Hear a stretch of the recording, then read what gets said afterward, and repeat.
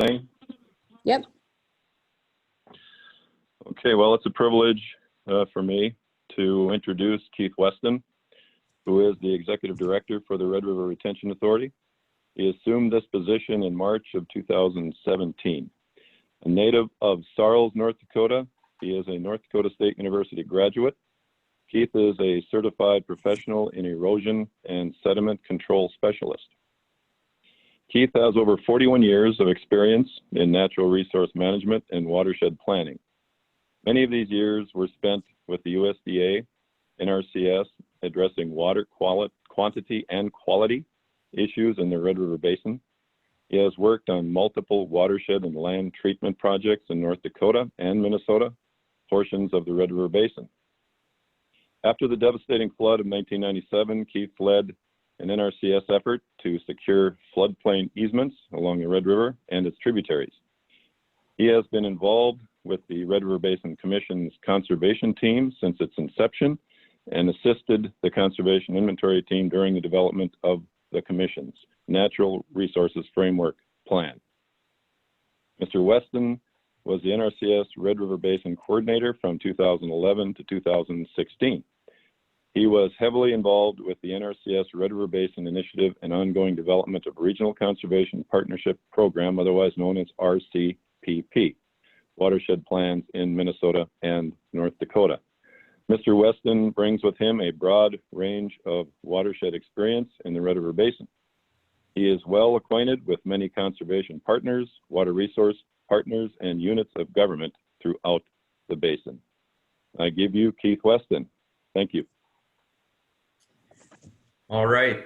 Glad you're taking time out of your day to listen to me of all things. Thanks to Gary for the nice intro. Have been working in the basin for a long time, and literally as we speak, we're seeing flooding in different parts of the basin again. I was just up yesterday in the Walsh, Grand Forks County area. The English Coulee watershed was dropping yesterday, but it came within a foot of going over the emergency spillway. And those of you that are familiar with English Coulee, 1979, that coulee flooded. It surrounded the hospital and the shopping mall. And think of all the buildings that have been built since the 1970s and 80s. So that structure is doing what it's supposed to do. So with that, I am going to ask Julie to let me share my screen. And hopefully this works. We practiced it for quite some time last week. It worked perfect, so you know how that goes. So can everyone see the title, or someone say they can see the title screen of PowerPoint? Yep, I can see it. Okay. I guess I appreciate the opportunity from the North Dakota Water Resource District Association, Jack, and also from the water users from Lance, and the opportunity to talk about the Red River Retention Authority and what we are attempting to do and are doing in the Red River Basin. I guess for a better word, the impetus for the Red River Retention Authority really started back in 2009, after the 2009 spring flood, which was, I still believe, a flood of record for Fargo. It was talked about by then Senator Dorgan about having an authority or a central contact point for dealing with flooding and flood damage reduction in the Red River Basin. And so this is how the Retention Authority came into being, was largely because of a spring flood or a natural disaster in the basin. It was created through a joint powers agreement, and that agreement's between the states of Minnesota and North Dakota. The as you can see, there's lots of acronyms, and I apologize for that, but I will try and state what those mean. So for some of you that aren't that familiar with the Red River Basin, hopefully this will make sense to you. The Red River Joint Water Resource District, along with the Red River Watershed Management Board, those are the two major boards from Minnesota and North Dakota, made up the retention authority and created it through a joint powers agreement and through collaboration with the governors from both states. The agreement was actually signed in May of 2010. So we just here a little while ago had our 10th anniversary, if you will. And for some of you, you're going, didn't know you were even existing, let alone around 10 years. So hopefully in the next hour or so, you will learn a little more about us and some of the things that we've been trying to do up and down the valley. The primary purpose was to ensure cooperation and coordination of the retention projects in the Red River Valley. And the valley is a word that I put synonymous with the basin, because a lot of the activity occurs on the escarpments of the Red River Basin and not in the valley floor itself. In the valley floor is usually what we're trying to protect. One unique thing about the Retention Authority is that it's an eligible applicant for Farm Bill funding, especially the Regional Conservation Partnership Program, or RCPP. And I will refer to that acronym quite a bit. I'll try and repeat it occasionally. So if you don't have it memorized yet, you will by the end of this presentation. There's 5 main objectives that the authority has. The first one being ensuring joint, comprehensive, and strategic coordination of projects in the basin. Another one is to facilitate implementation and construction of retention projects throughout the basin. As with anything, when you deal with multiple states, multiple units of government, multiple regions at the federal level, trying to coordinate and facilitate constructive dialogue and then actually implement a project takes a lot of work and a lot of effort in that facilitation role. Third objective is to advocate advocating and fostering for a regulatory environment that's conducive to construct retention projects. I think we all know that we have to minimize our impacts out there, and then when we can't, mitigate them properly. But we need to make sure that we're advocating and requesting a positive regulatory environment. And I think right now that's actually pretty good or improved over when I started working here in the basin. Fourth objective is soliciting and accepting funding from federal, state, local, or even private sources for the purpose of construction of retention projects. And finally, the last objective in the authority's bylaws are cooperating with respective congressional delegations, and that includes both federal and state governments. It's very important that we continue to communicate, show our successes, communicate our needs.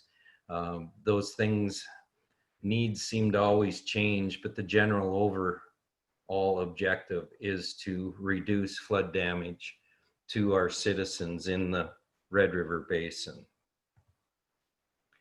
Here's a map. Hopefully it isn't as washed out as it is on my screen, but this gives you an idea of the participating watersheds in the basin. There are 14 water resource districts in North Dakota that are part of the Red River, or members of the Red River Retention Authority. And on the Minnesota side, there are 7 active members as well. Here's maybe a little better map to show you what I'm talking about. There's actually 11 counties and 14 water resource districts in North Dakota that are part of the Red River Joint Water Resource District. And on the Minnesota side, there's 7 that you can see there. There are some blanks here and there. The reason for that, a couple of them are not currently members. Others have never formally become members of the Red River Watershed Management Board. So there's 5 watershed districts in Minnesota currently in the basin that aren't members of what I call the Red Board. And as I go through my presentation, I will start to abbreviate rather than saying Red River this and Red River that. North Dakota side is known as the Joint Board, and the Minnesota side known as the Red Board. Part of the reason Minnesota also has a number that aren't members is that they're in lake country, and flooding isn't really a huge issue to them unless they have closed basin lakes. Most of their lakes fill and pour from one another. So fortunately for them, flooding isn't as big an issue as it is for the valley floor and escarpment watershed districts. The unique thing is Cass County has 4 water resource districts that make up our county. As you can see, Minnesota goes by the hydrologic boundary, whereas North Dakota, we go by county boundaries. And then if we need to go beyond our boundaries, as many of you know, we form joint boards. And so in effect, we do cover the whole hydrologic unit area. Here's the actual member districts. Minnesota side, those 7. Boy de Sioux, of course, is on the very south end, Wheaton area, the headwaters of the Red River Basin. And then the last little one up there is Joe River that flows into Manitoba. And then those other ones in between. For those of you, and I think most of you are from North Dakota today, but those are the 14. And again, we have 4 in Cass County. So there's 11 counties covered. I guess there's kind of one county that should be a member that isn't in North Dakota, and that would be Cavalier County, as a big chunk of, well, really, I guess if you count the Devil's Lake Basin, the whole county does eventually drain into the Red River Basin.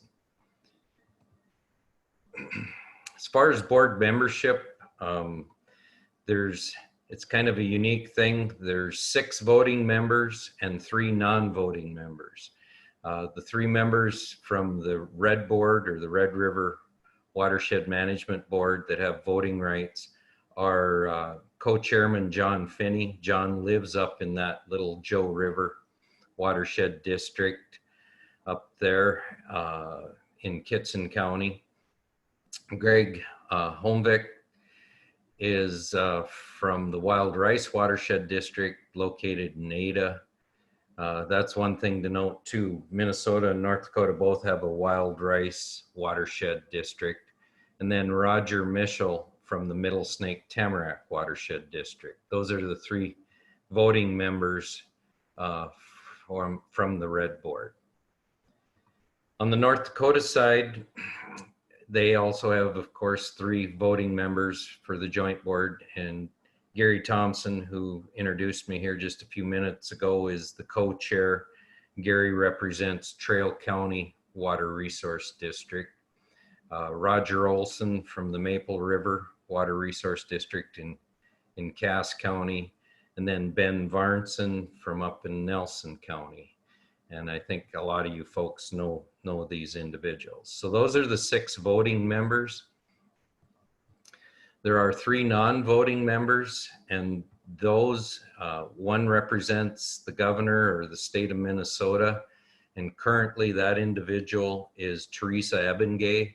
She is with Minnesota Department of Natural Resources, located out of their regional office up in Bemidji, Minnesota. And Teresa is originally a North Dakota native, so she knows the Red River Basin. Our member from the state of North Dakota representing Governor Burgum is Pat Fridgen. Pat works for the North Dakota State Water Commission. And then finally, our last member is from the Red River Basin Commission, Ted Preister. He's the executive director of the commission, and the unique thing about the Red River Basin Commission is it's an international board. It represents both the United States and Canada. And so Ted brings with him a unique perspective and insight into some of the issues that we're dealing with here in the basin. As far as accomplishments, I just want to put this slide in to give you an idea that there's been a lot of work done actually prior to 1997. You look back, the old Soil Conservation Service, PL 566 structures, the Joint Board, the Red Board, the Department of Natural Resources in Minnesota, the State Water Commission in North Dakota have done a lot. But since the 97 flood, just a number for you as a benchmark, as we go through this presentation, it'll give you an idea of where we're at. And the best estimate I gotten from both sides of the river is that we've implemented about 180,000 acre foot of flood retention storage in the basin in the last 23 years. And so that's a good number, but it's a number, in fact, sometimes no questions is all right. So now I'm going to start into chapter 2, if you will, or act 2. And so in the beginning, how did all of this start to come together with the retention authority? Our first organizational meeting was held back in September of 2010. You recall earlier I mentioned that it was actually formed in May. So within a few months after people got their crops planted, and probably a summer flood, knowing the country we live in. But anyway, we met in September of 2010 over in Moorhead, Minnesota.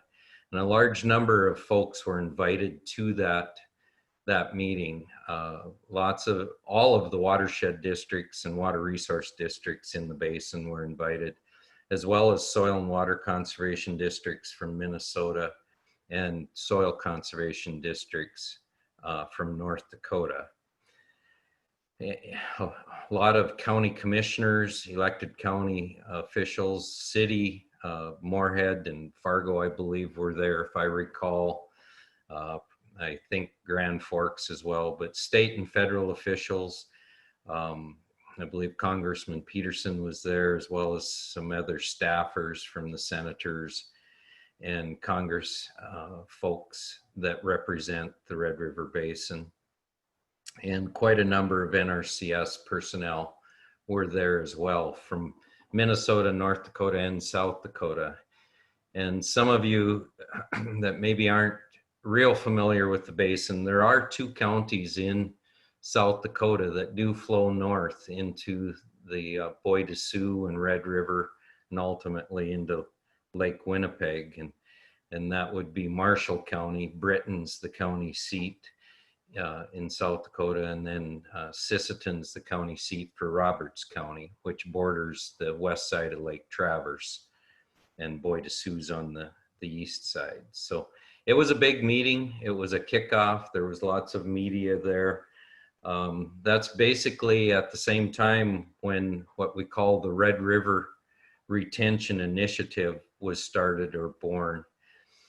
And the common theme you'll hear from me and from others is Red River this and Red River that. Well, we followed suit. We called it the Red River Retention Initiative. That initiative, its primary objective was to work on reducing peak flows on the Red River by 20%. And later on, it became 20% of the Red River and some of its tributaries as well. The goal was to install projects, flood retention projects or practices that retain water.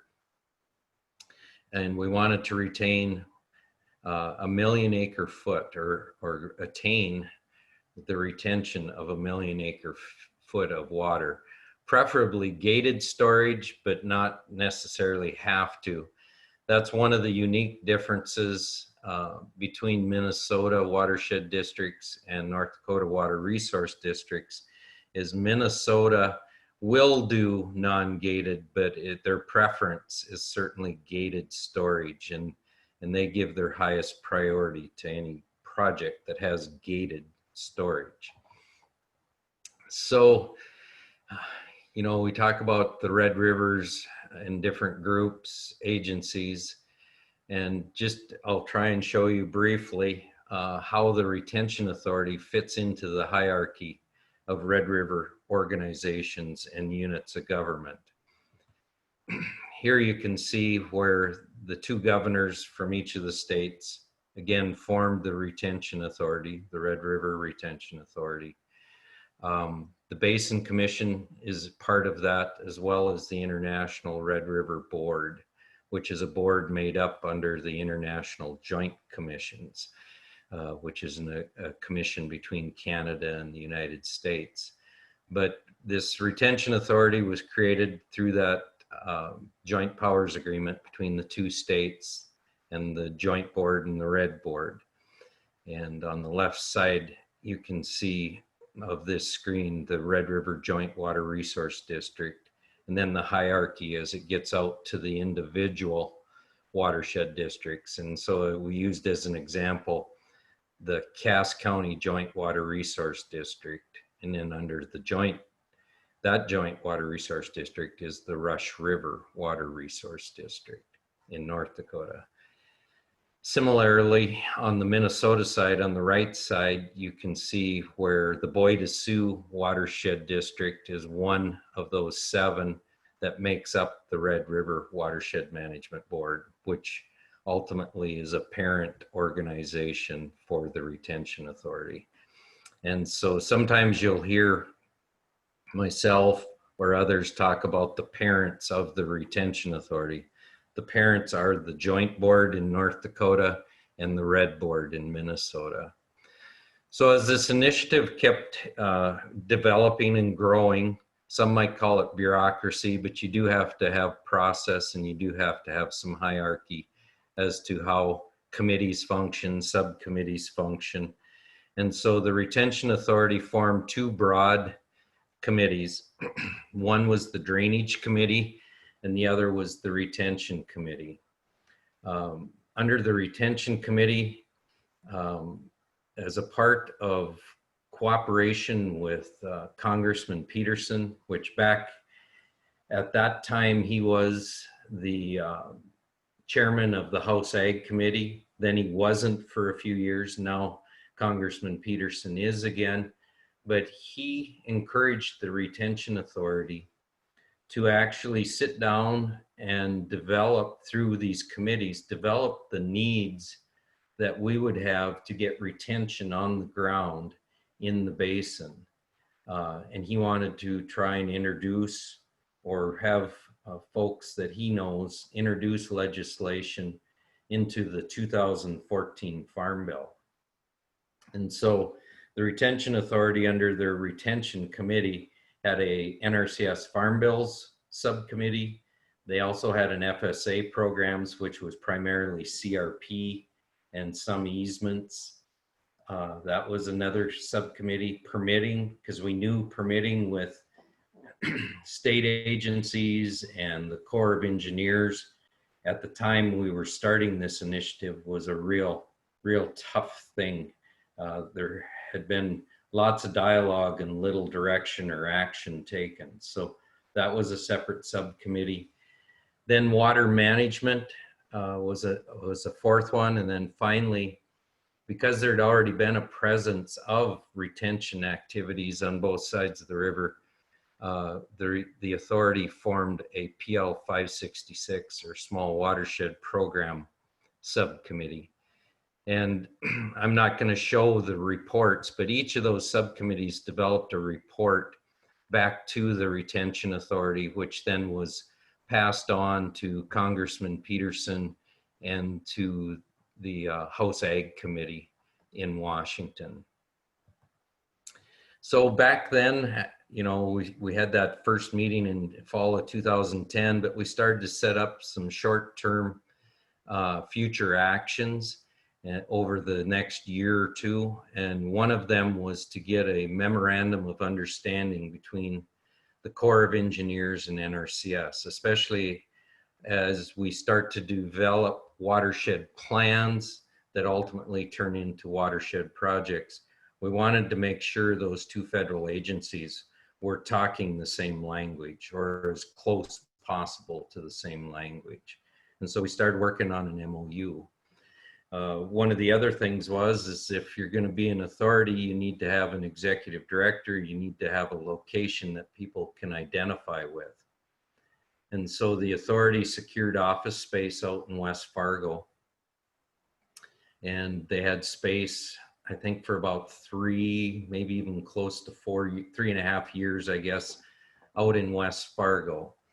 And then I think back in about 2014, the authority moved into the Red River Watershed Center, which is where the Red River Basin Commission is located. Randy Jesvang with the North Dakota State Water Commission is co-located there.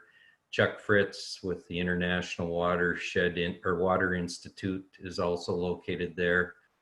A local group known as the River Keepers is located in that center, as well as some North Dakota Health Department or DEQ employees. So it's a nice center to bring a lot of different resources together, and that's currently still in place.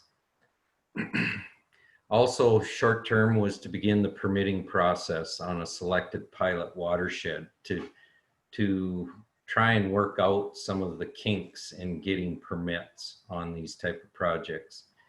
Unfortunately, an actual selected pilot watershed was never really totally fulfilled, but we did look at the permitting process and we kept evaluating it as to how to make it more efficient between the two states. Originally, NRCS obligated 10 million of what they call the Wetland Reserve Program funds to the basin, kind of a Kickstarter to get some practices out there that maybe could hold some water temporarily, or even groundwater recharge type practices that prevent the water from leaving the landscape, but rather going into the soil profile. We utilized local work groups. We formed it ended up being called a Basin Technical and Advisory and Scientific Committee, BTSAC, I guess is what it was ultimately called. But that's a group of technical people. A lot of them are engineers, but also biologists, hydrologists, soil scientists, those type of folks, watershed planners, and formed this BTSAC. So if we run into technical issues that we don't have answers for, that's a group that we can call upon through the authority to address certain issues. And in fact, that BTSAC did do technical papers on tile drainage and surface drainage a number of years ago. And those documents are also available on our website or on the Joint or Red Board websites as well. In the early years, NRCS was a key partner in this initiative. Fortunately, I think Don Balone was the state conservationist in Minnesota back in 2010. He and Congressman Peterson fostered a pretty good working relationship and ability to communicate well together. And so NRCS was pulled in as a USDA partner to help with this Red River Retention Initiative.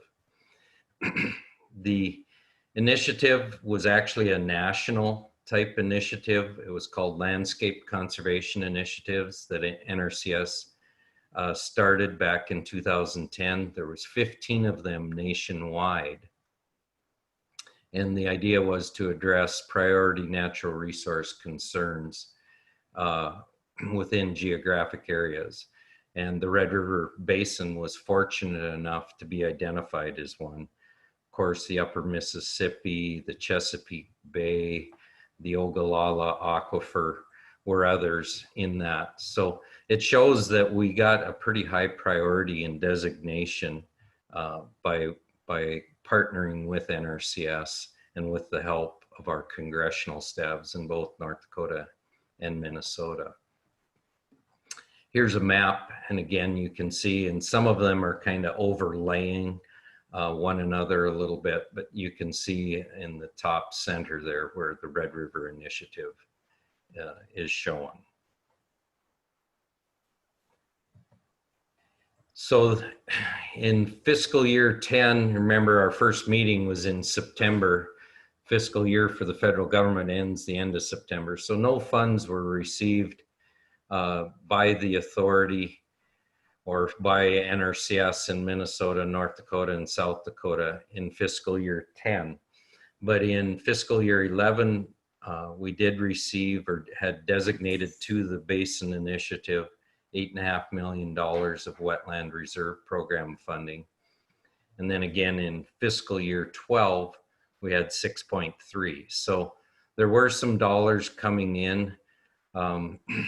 Most of you probably remember spring of 2009 was a huge flood, especially on the south end of the basin. But then we had a flood in 10, we had another one in 11. For some reason, it gave up on us for fiscal year 12, but then we had another reasonably sized flood in 13. In fact, people were saying it could be the biggest one. And fortunately, the frost went out of the soil under the snowpack in spring of 13, and we avoided a major flood that year. But I think 13, at least back then in 13, was in the top 10 floods in the basin. Since then, it's maybe fallen out because there's others that have been bigger. Excuse me for a minute. I'm talking too much. I need a little water. So our flooding certainly has not dissipated. Some of the Wetland Reserve Program funds that we did use up and down the basin were to work on flood damage reduction projects or retention projects. This particular one is on the Minnesota side in the Middle Snake Tamarack Watershed District. It's called Brant Angus Impoundment. It was about 5/4 sections in size. And in the bottom of that 3-sided impoundment, we utilized NRCS Wetland Reserve Program funds to purchase some of the land rights or easements to the flooding. And about $1 million was received from NRCS to help implement this project. Here's another one. This one's actually just north and east of the city of Breckenridge in Wilkin County or south of Barnesville, if you folks are familiar with those communities. This was called Manston Slough.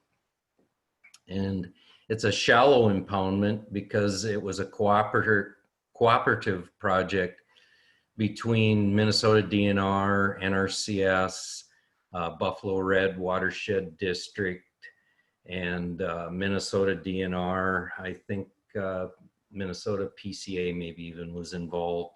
There was a number of partners, but it's a large area, so I don't remember the exact acre foot of storage. But it's a very successful project, and a large reason for that was, again, using the WRP funds that NRCS has. And then just a smaller scale, but an example where these WRP funds were used or could have been used. This is again in Minnesota, but up on the Middle River, or north and east of Thief River Falls. There's a community actually in Middle River, and this project's about 5-6 miles northeast of that, right up on the Roseau-Pennington County line. It was called Como Letness WRP.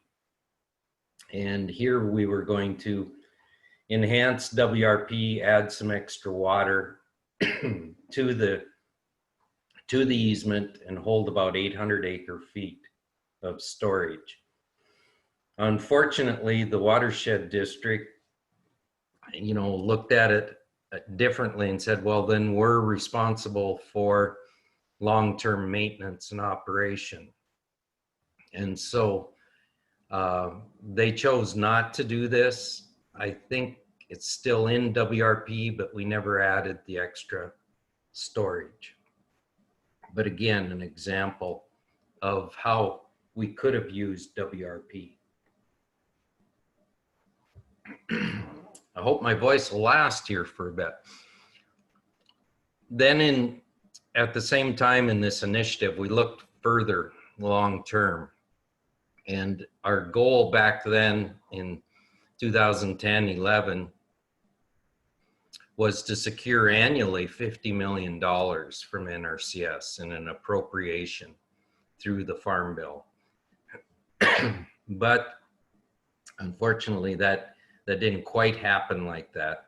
And again, we were working towards our 20% reduction in peak flows and trying to accomplish that 1 million acre foot of storage. Is there a question? There's a question. Yep. Dwayne Poole. Okay. Dwayne, do you want to unmute and you could ask your question?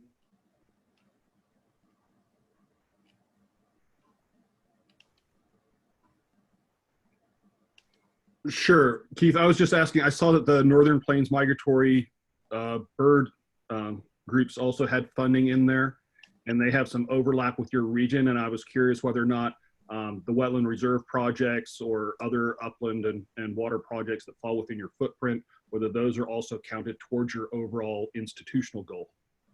Yes, we actually, for a short period of time, NRCS actually had designated staff to the basin.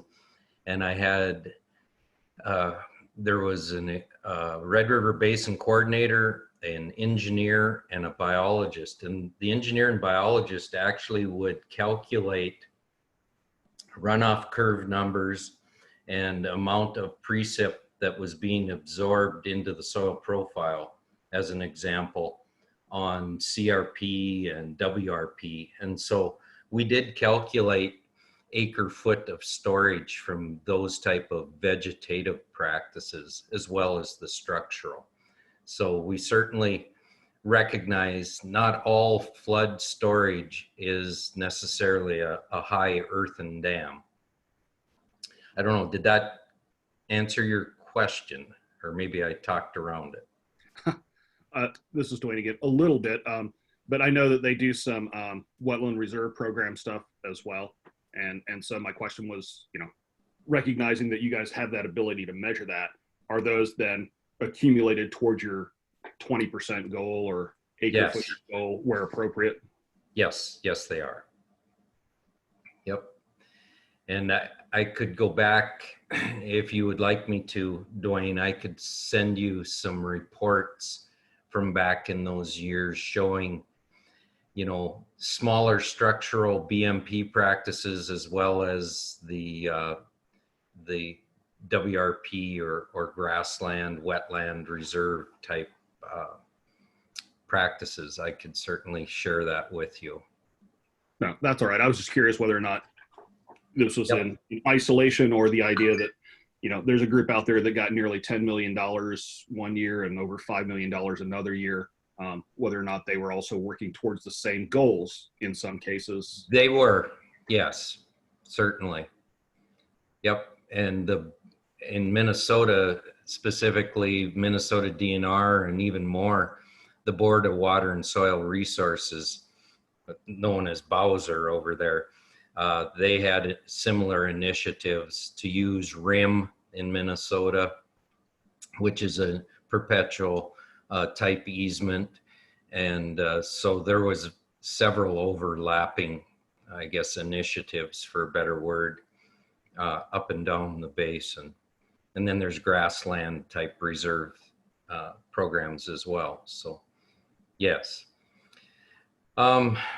back to the presentation, I inserted this slide just to show the connection between the Red River Basin Commission and their long-term flood solutions plan and or report, I should say. That report was generated in 2011, and I believe it was updated or added to after that. But that's where basically that flow reduction goal was derived from, that the authority adopted from the Basin Commission's work.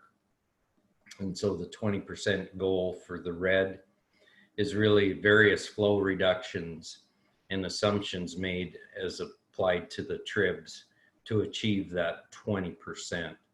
And there are individual studies on the amount of water that could be detained or retained on those individual tributaries to achieve that 20% 20% peak flood reduction.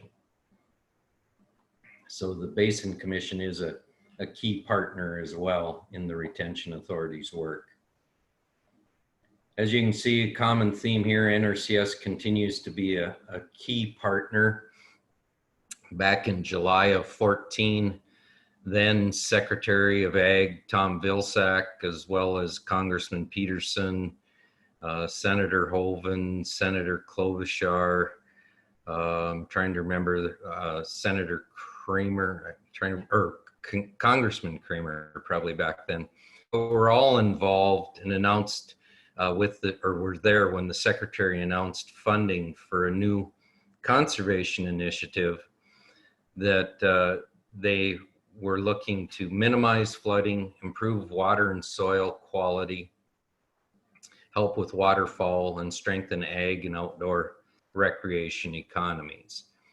And so actually on July 2nd, the Secretary came out to Moorhead and met with the Retention Authority and Congressman Peterson and detailed how they were going to target funding of up to $50 million over the next 5 years. If you recall a couple slides back, we talked about a $50 million appropriation every year during the Farm Bill, which would have been like $250 million total. Well, they came out, and $50 million is nothing to sneeze at, don't get me wrong, but they offered $50 million over the next 5 years to the Red River of the North, again, to minimize flooding, improve water quality, improve soil health, and enhance wildlife habitat in the basin. So compared to some other parts of the country, the basin was very fortunate through USDA to have a partner, as well as his friends in Congress, I guess, that recognized there was a need out here to address those natural resource concerns. And so that 50 million did come. I think all but a couple million of it was spent primarily through the Wetland Reserve Program, as well as the EQIP program. And that's where some of the vegetative and small best management practices were utilized: cover crops, water and sediment control basins, filter strips, that type of thing. Not a lot of retention in some of those practices, but still BMPs. And we all know that if you put conservation on the ground, you have a better chance of those big rainfall events, moisture going into the soil profile instead of immediately running off into our natural creeks, coulees, and our legal drain systems that we do have here in the basin. So they are beneficial, but they don't show up like a big retention structure. Certain authority is this Regional Conservation Partnership Program. And that's a USDA Farm Bill program that was created in 2014. That was the first year that it became available to people or producers and units of government, even actually higher education and some of those groups, nonprofits that deal with natural resource management, were actually eligible for this program.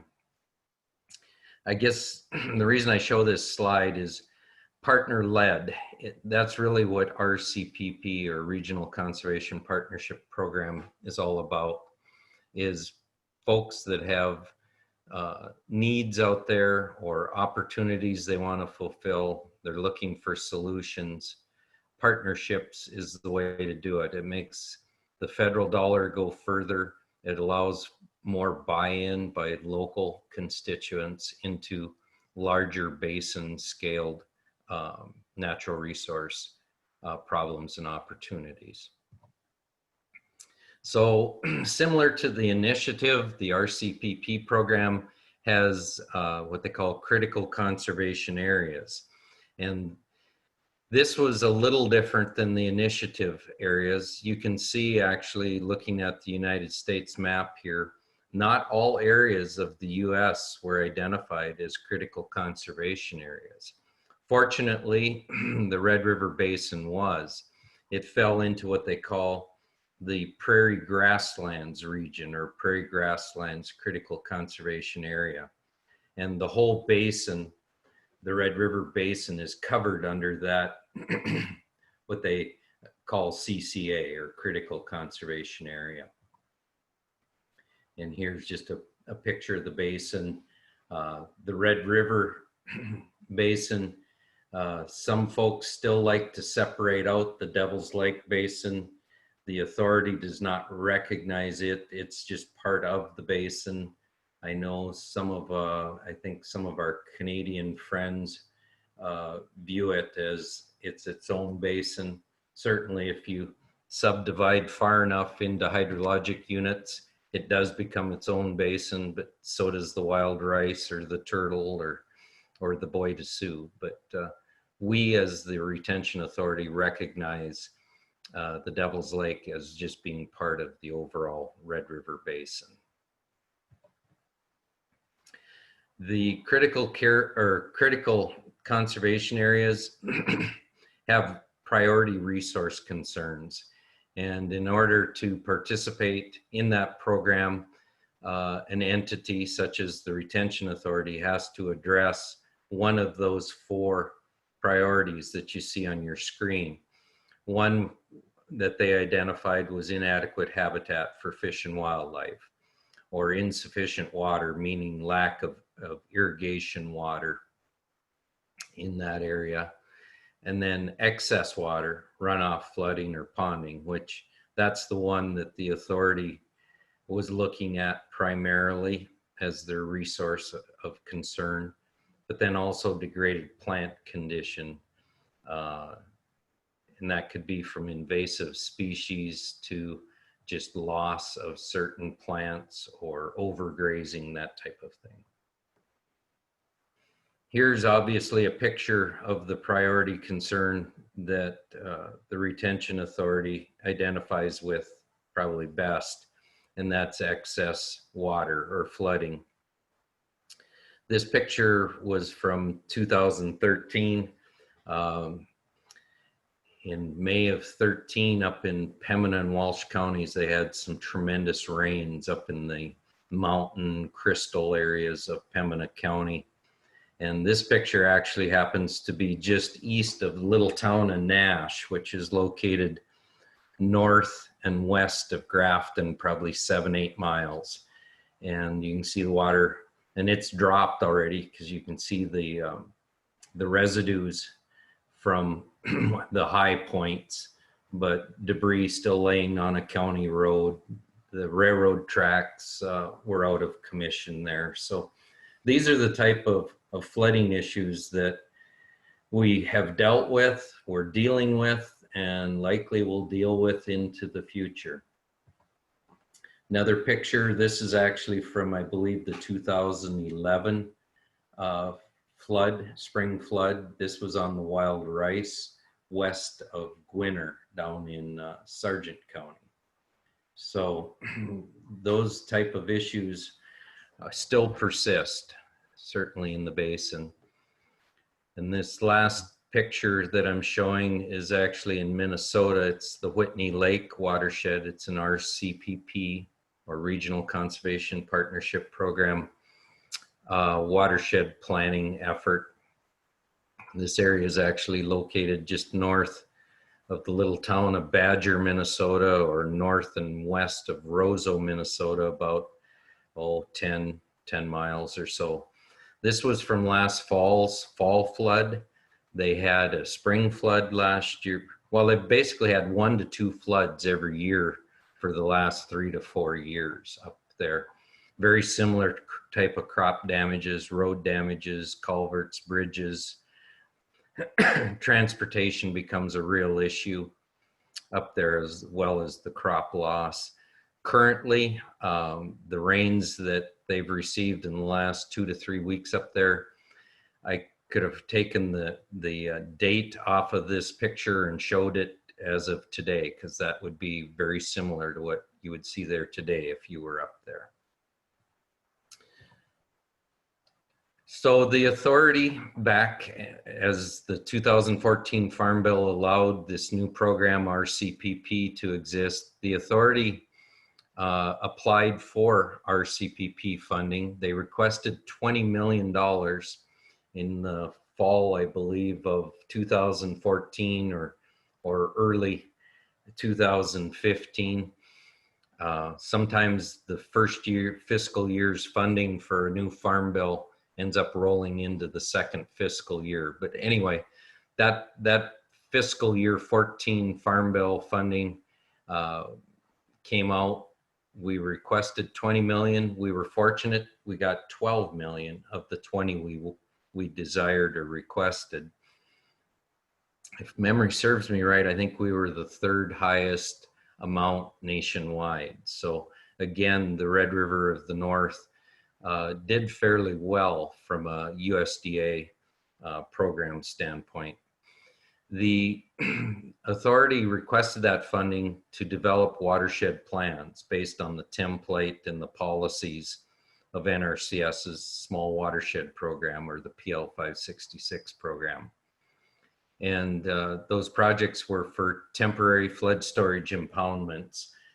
A lot of the impoundments we were looking at wouldn't be permanent impoundments, but rather temporary, off-channel, if at all possible, to hold spring floods, because spring floods are pretty devastating to us here in the basin. Although in the last 3 years, I would say summer floods have even been more so. But back when we were looking at this, we were primarily looking at spring flood events and trying to minimize the impacts from those events.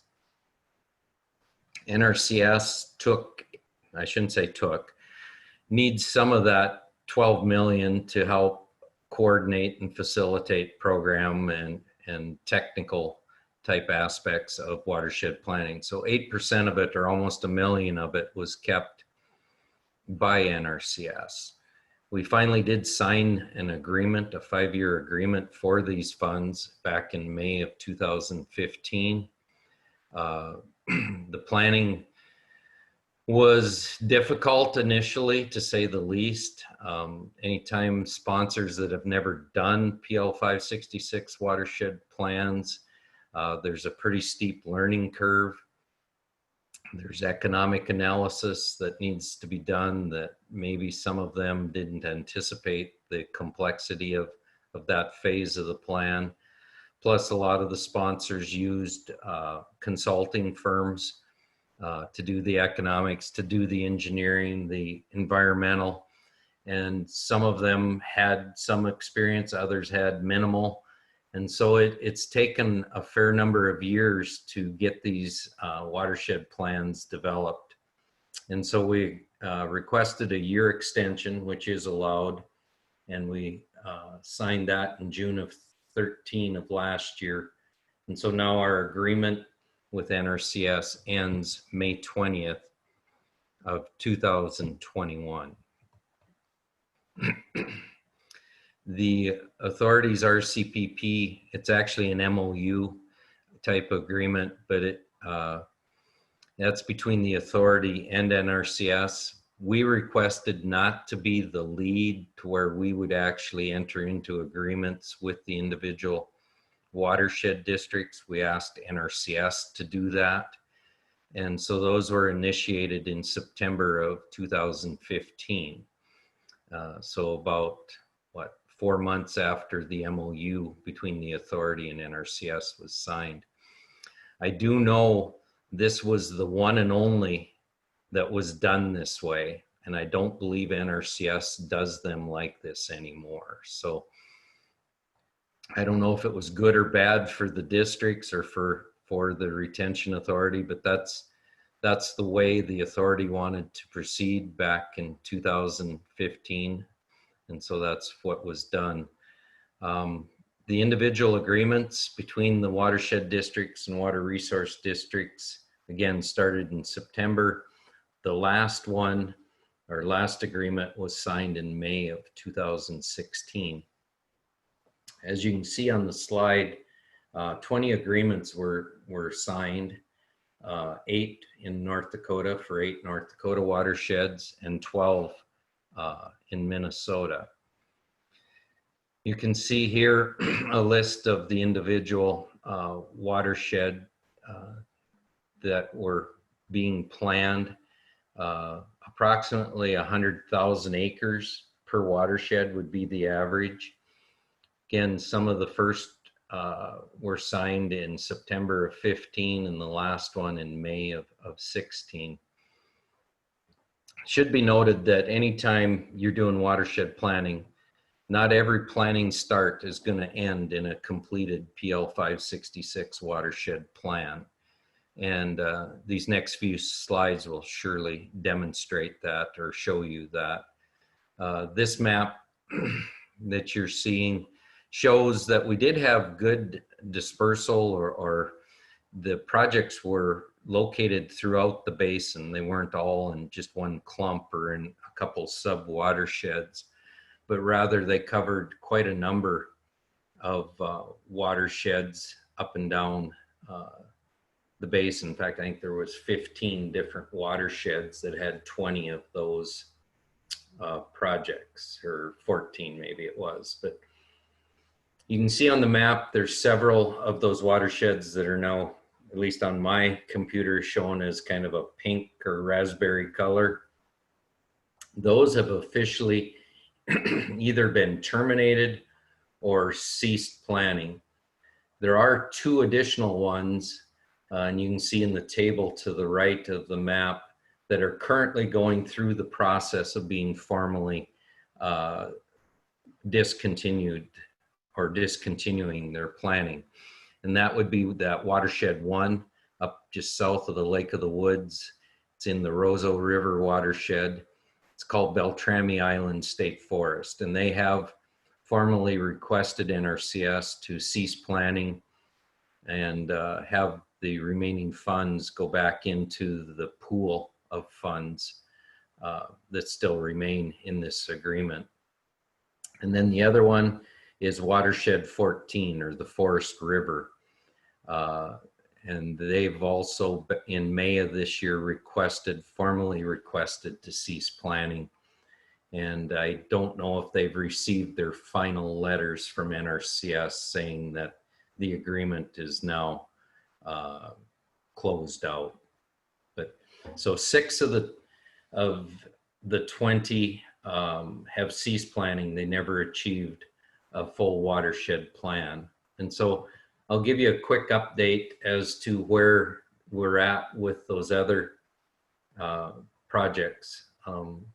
In last summer, 8 of the 9 still active watersheds in Minnesota asked for their 1-year extension on their individual agreements, which extends them to the end of September of this year. Upper Sandhill, because they were the last one to get an agreement, their 1-year extension actually takes them out to the end of May of 2021. So they've got almost a year left. As I mentioned before, the ones that have expired without a plan being fully completed, those are the 4 in Minnesota. Four-Legged Lake, Pine Lake, Boy de Sioux Direct, and now the Beltrami Island State Forest.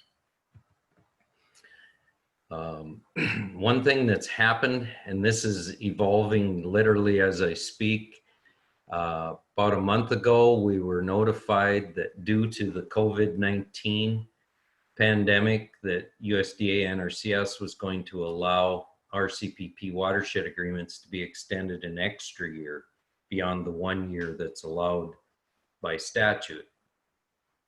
And so last month in June, 7 of the 8 remaining watershed districts in Minnesota requested that 1 year extension. Monday afternoon of this week, I was notified that they didn't think they qualified. Yesterday, I was told they might. And so today I'm hoping to find out and crossing my fingers that the grants and agreements folks with USDA will allow that 1 year COVID-19 extension. Minnesota watershed districts need that extension more so than the North Dakota ones. And I'll show you that here in just a few slides. But so it's literally one day it's on, one day it's not. And that's just the way agreements and grants and agreements sometimes goes. It's interpretation of statute and timing, and it's I don't know if I'd call it a science, but it is what we deal with, and we appreciate the fact that NRCS is working with us to get that straightened out, hopefully. Again, here's that map that I showed you a little earlier.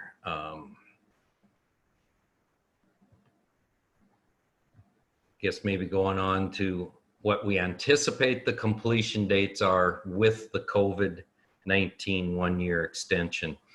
I mentioned of the 8 remaining in Minnesota, 1 of them did not ask for an extension, and that was the Klondike project up. If folks have ever been to Lake Bronson State Park up by Lancaster, Minnesota in Kitson County, that project's just located east of Lake Bronson.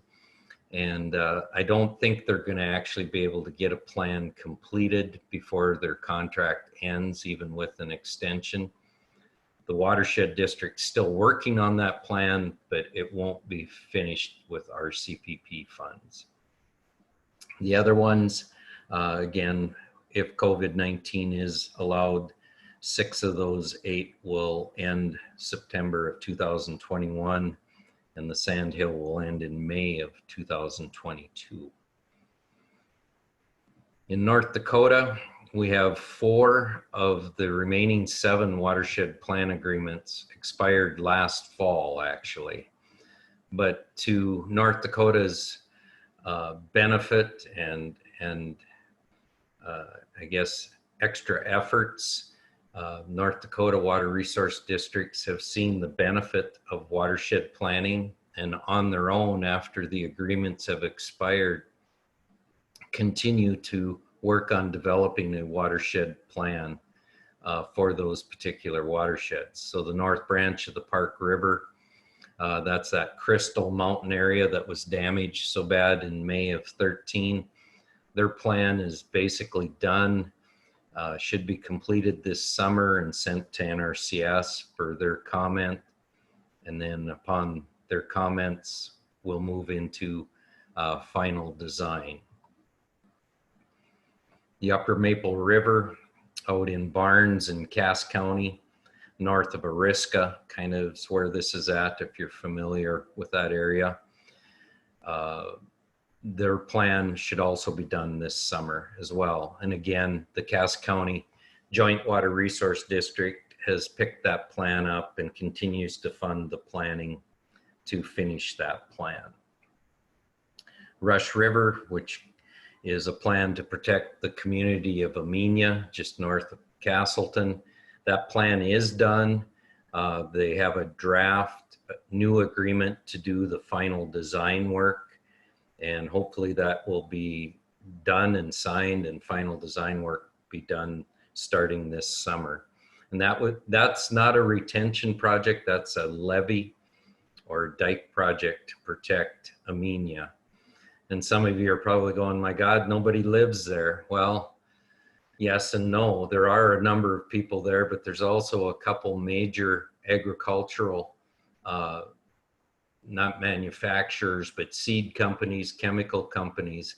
And so the infrastructure there is rather large. And so that plan is one of the few that through the old economics that had to be done by NRCS, that had a positive benefit cost analysis. And so we're kind of excited about that and that plan moving forward. And then finally, there's a project down by Morton or west of Wahpeton, about 15 miles, called the North Branch Antelope Creek. And the Richland County Water Resource District is still working on developing that plan.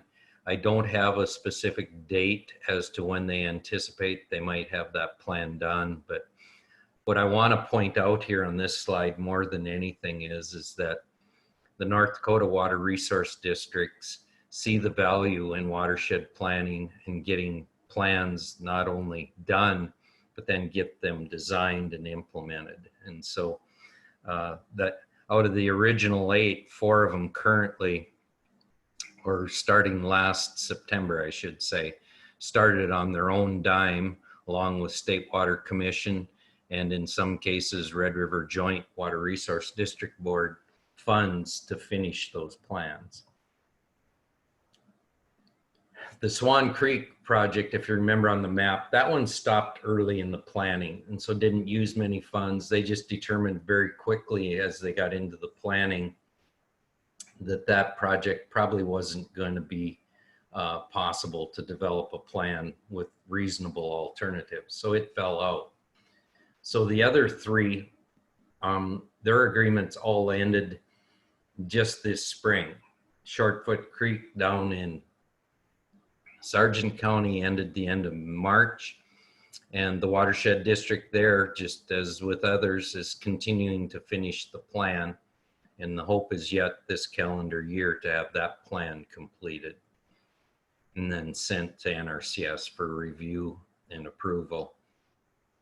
The Tongue River agreement, which is the Pembina County Water Resource District, that agreement ended May 20th, and the Watershed or Water Resource District up there, along with NRCS, are working collaboratively to complete that plan yet this year.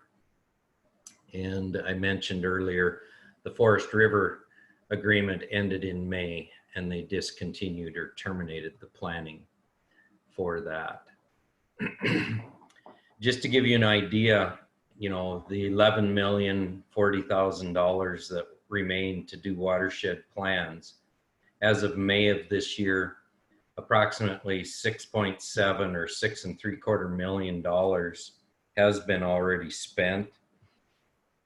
One thing that was unique about the agreements between the individual watershed districts and the NRCS is the retention authority felt that the individual districts should have some skin in the game. And so they did a 70-30 cost share for the planning dollars.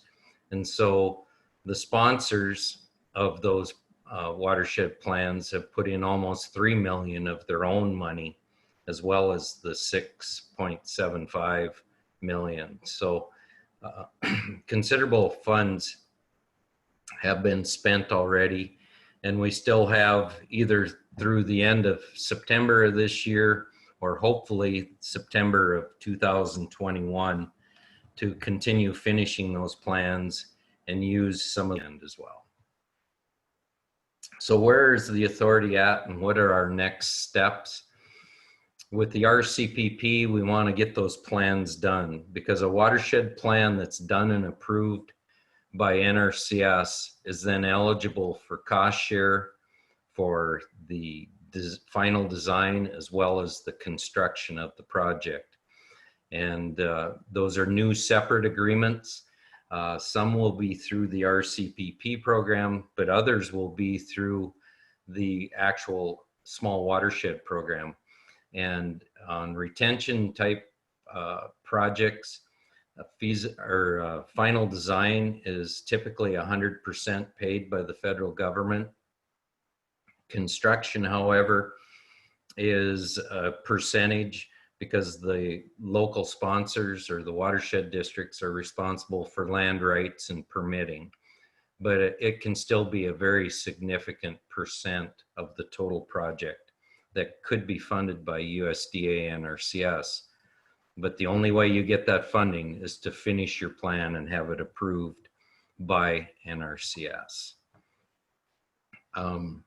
We do have a few remaining dollars. I think I mentioned it maybe earlier, but there's roughly about $1.2 million that was unobligated through the MOU between the Retention Authority and NRCS. And we think that number will grow a little bit as some of the planning ceases. That Klondike project, as an example, the Forest River project, there'll be some monies that go back into the MOU. So we're going to use those remaining funds through new RCPP agreements. And just like PL 566, I'm anticipating that the authority will approve design work to be done at or near 100% of funding. So there won't be the cost share type agreement that we had for the planning. I guess I just talked about that. We'll be requesting funds. Beyond just the federal funds, though, we will again be looking to the North Dakota State Water Commission, and I realize times are a little lean right now, but hopefully in a year after the designs are done and we're ready to move into construction, that things are looking up as far as revenue. Minnesota, same thing, be looking at some of the different bonding bills, some of the flood hazard mitigation funds that come out of the state of Minnesota through the DNR, as well as some of their other programs over there. And then the other two major potential contributors are the Red Board in Minnesota and the Joint Board in North Dakota. One thing that that just popped up recently, back, I guess that's just a little over a week ago, NRCS announced on the 30th of June that they will have a new request for proposals for watershed and flood prevention operations proposals for fiscal year 2021. And so that's exciting because back, if you remember when I was talking about the initiative back in 2010, 11, 12, basically NRCS had almost a zero budget in watershed planning and installation. Now in the last 2 to 3 years, slowly that money is starting to come back. I think some people are seeing that there's always a need for that type of watershed project. And so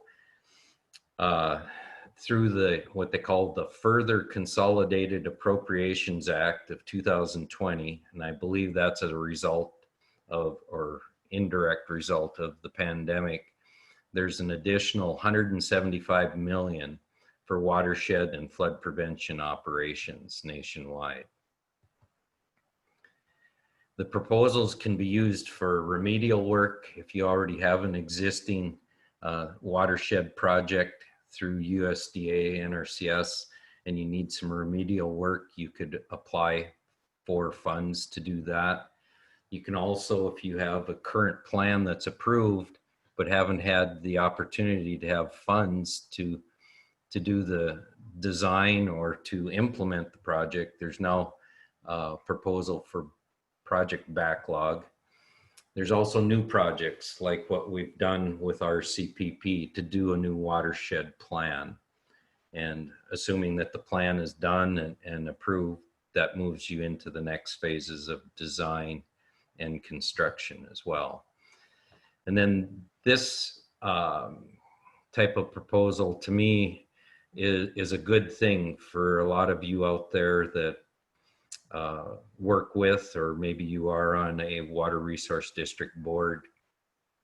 And NRCS will accept proposals to do what they call preliminary investigation report. Rather than signing up and jumping into, say, $1 million or $1.2 million planning effort, you go, we think we have a problem. We think NRCS programs is a fit that can help us.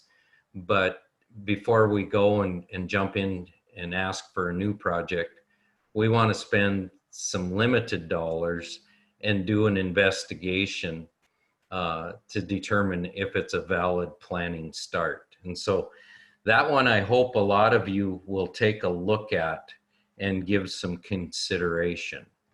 Now, of course, with any proposal, there's always a deadline, and unfortunately, that's about 5 weeks out now. But if a watershed district or water resource district did have a possible proposal, it would be good to reach out to the state conservationist or at least the program manager. North Dakota, I believe that is Christy Fisher. She's the state conservation engineer for NRCS in Bismarck. And I do know, I believe 2 water resource districts are looking at possibly applying for this FY21 funding for Watershed. I can tell you also that the Grand Forks Water Resource District did apply for the fiscal year 20 sign up just this last spring. Of course, it's running behind, but they were accepted. And so now they do have watershed planning funds through the Watershed operations program. So it is working, it's back. I'm sure there'll be lots of need and lots of requests, but I'm encouraged that we have one that's already accepted and 2 more water resource districts that are looking at applying for that type of funding to do planning. Some other activities here, and I'm just about done. So we're continuing to work on a strategic plan as programs evolve, partners evolve. I think it's important for us to have this down. Doesn't have to be a lengthy plan, but I'm working with my board managers and our partners and staffs with the joint board and the red board to develop a strategic plan. And this is especially important when we start visiting with our state and federal legislators. If we can give them something to show that we have a vision, we have a plan to get there, it makes it a lot easier for them to support our efforts out here. We're continuing to look at commissioning another basin technical and advisory and scientific and advisory committee, BTSAC, to analyze water retention projects and the benefits that are derived from them. We all know about the flooding and the flood impacts, but there's other benefits. There's environmental, there's social benefits, there's water quality benefits, habitat, maybe improvement of hydrology or soils. And so we look at some of our old projects and we go, yeah, that helped a lot. But as they age, are there other benefits that have been derived from that that maybe weren't ever analyzed in the initial planning effort? And so we're contemplating forming another BTSAC to analyze that. And then finally, I guess I talked about it under planning or strategic plan, but one of the main purposes of the authority is to prioritize retention projects in the basin for both sides of the river with input from the red board and the joint board. And it's important, again, if you have a priority, it in my mind makes it easier to sit down and have a constructive conversation with decision makers, money folks, legislature, partners. If you can say, these are our top 5 or 6 priorities, rather than listing 40 projects out there. Not that they aren't important, but unfortunately there's always limited dollars. And so part of the retention authority's task is to best determine how to prioritize those and then share that information with decision makers.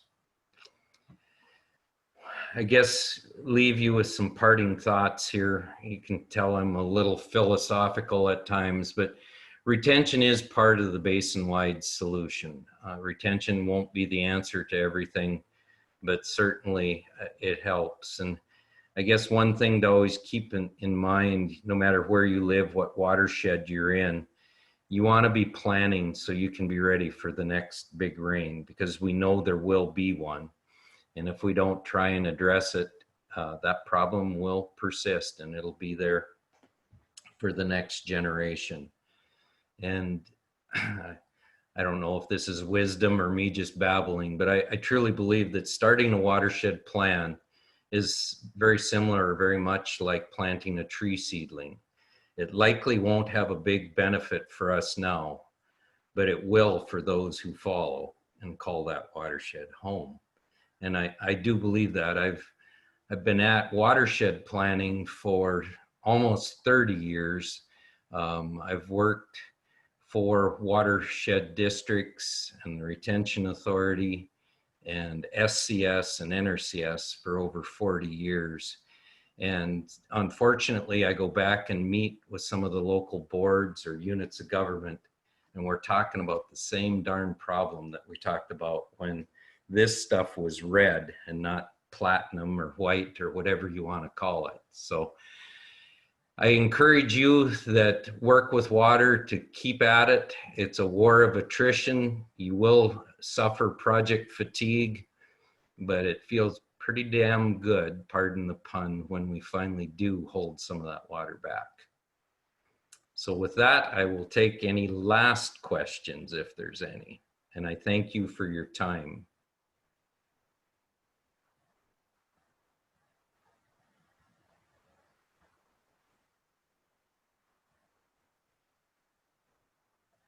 Is there anyone left out there, Julie? Anyone have any questions?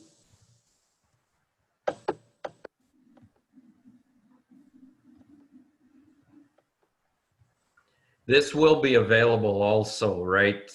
You'll post this on your webpage or some type of... We are working on getting the link. We'll put it somewhere, and the participants will know where it is going to be available. I think we're going to try to put it on our website. We just haven't discussed that yet.